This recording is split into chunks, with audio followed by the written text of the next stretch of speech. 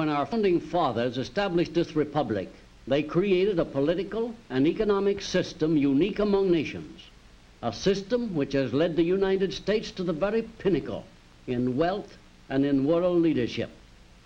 This series of programs is being presented to help all of us understand better our advantages under our American way of life. For today's topic, let's join now a group of young people at the National Education Program Workshop in Searcy, Arkansas. At the classroom lectern is Dr. Clifton L. Gaines, Jr., noted young historian. We're discussing today one of the most precious gifts on earth, American citizenship.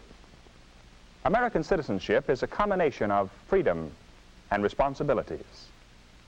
The privileges of freedom come to us as a heritage from many generations of pioneering Americans.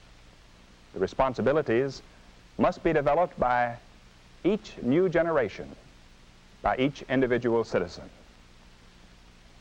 Some of you may be asking yourselves, why should we be bothered with developing citizenship responsibilities? Well, there are many reasons. One of the primary reasons is that great principles do not live from generation to generation without being nurtured, without being kept vigorously alive. Unless we understand and work effectively for the principles upon which our American way of life is founded, the structure will crumble and our heritage of freedom will perish. Another primary reason for the development of citizenship responsibility is that we are living in an era marked by the growth of socialism. To a substantial degree, in one form or another, socialism has spread the shadow of human regimentation over most of the nations of the earth, and the shadow is encroaching upon our own liberty. A third major reason for accepting our citizenship responsibilities and working at them is the presence within America of socialist and communist propagandists dedicated to the establishment of a new order. The communist fifth columnists among us are working for world dictatorship. To accomplish this, their strategy is to undermine the confidence of our people in the American system and the principles on which it stands. The socialists among us seek to bring about a gradual change in our system by gradually destroying the principle of the private ownership of property and substituting the socialist principle of government ownership. Now let's be practical for a moment. Is the American way of life worth bothering about? That is, with a viewpoint of self-interest. Well, let's see. We know that under the stars and stripes we have more freedom than do civilized people on earth.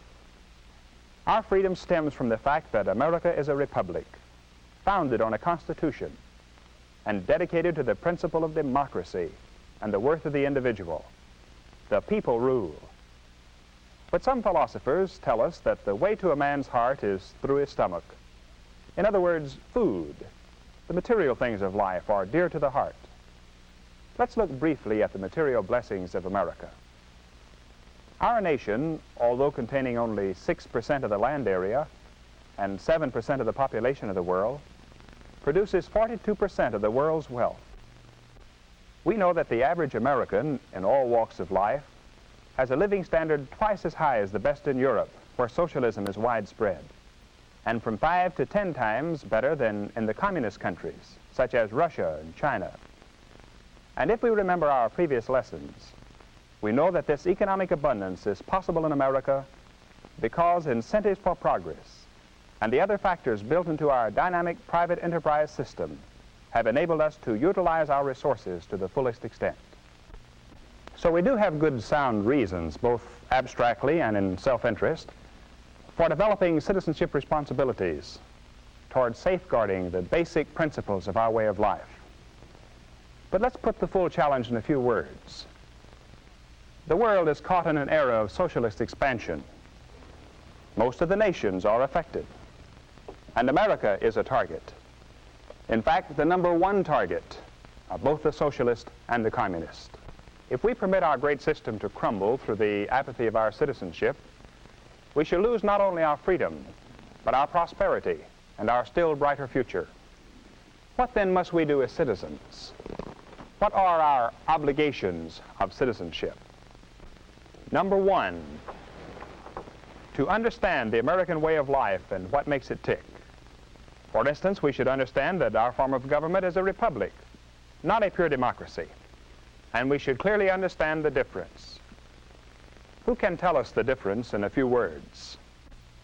A pure democracy establishes majority rule with a minority overrun. Yes, it does. On the other hand, our republic is based on a constitution which protects minority rights. In our republic, we have representative government, not sheer majority rule. And isn't its authority divided into three branches, the executive, legislative, and judicial? Yes, it is. And it's important, too, that in our republic, authority is surrounded by an ingenious system of checks and balances that prevents autocratic or dictatorial rule. That is, if we maintain the Constitution as our basic law. Well, that briefly sums up our political structure. What about our economic structure? Our economic system is based on three major principles: private ownership of property, the profit motive, and the competitive open market. Yes, those are the three great pillars. Private ownership diffuses the wealth and economic power over the very widest area, over our whole population, and makes our people independent, masters of their own lives.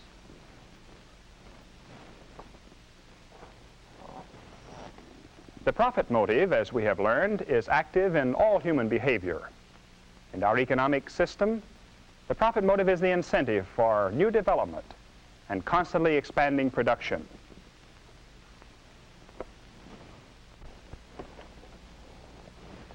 And the open competitive market is where the consumer is king. It is this factor in our economy which brings about better goods and lower prices, as one company after another tries to outdo its competitors and get the consumer's business. These are some of the basic facts about our own system which every citizen should know. But now let us go on to additional obligations of American citizenship. Number 2, to understand communism, its basic godless philosophy, its goal of world conquest, its insidious tactics, and its cunning strategy. Number 3 on our list of obligations is to understand socialism and all the cunning disguises in which it presents itself to the American people. Our 4th obligation is to understand propaganda techniques as used by both the communist and the socialist. This is a very vitally important need. Thousands of good, loyal Americans have been duped into actually aiding the communist, simply because they did not look carefully before they joined some high-sounding venture, or before they more or less blindly advocated some course of action.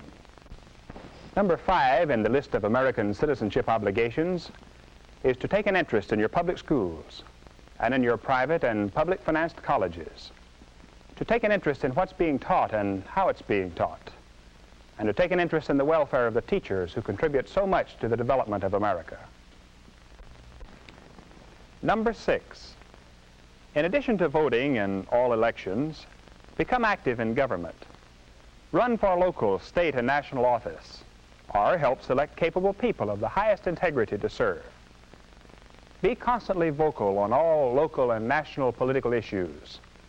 Tell your representatives in Congress, or even the President himself, what you think is the best course on issues that come before the public.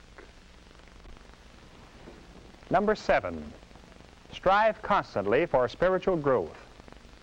We, as individuals, can push the world along toward mankind's highest destiny if each of us will make the welfare of his fellow man his first concern, and if each of us will apply the principles of God's truth to our political and economic affairs. And lastly, obligation number 8. Dedicate a part of your everyday life to the bringing of these requirements of American citizenship to the attention of fellow students, fellow workers, neighbors, and friends. Is it too much to ask that we fulfill these obligations of citizenship? If we think so, we should read again the history of the founding of this nation and consider the hardships of the people who made possible our freedom. They felt that no challenge was too great if freedom was at stake. That spirit carried them on. It created for us the foundation of our great heritage. We have seen it flare up and burn brightly in every national emergency, on the battlefields and at home. The socialists, the communists, and their followers would like to see the American spirit extinguished. If each of us will rise to the occasion, if every citizen, young and old, will accept the challenge of his citizenship, then the socialists and communists and their followers will not prevail, and America will go on toward the fulfillment of her great world destiny. This concludes the American Adventure Series. Our next series of classes in the American way of life will be announced soon. For now, class dismissed. The American Adventure Series is a production of the National Education Program, Searcy, Arkansas. Dr. George S. Benson, director. Dr. Clifton L. Gaines, Jr. was our instructor. This is a continuing series based on the unique political and economic system which has made America great. Watch for the next presentation of the American Adventure.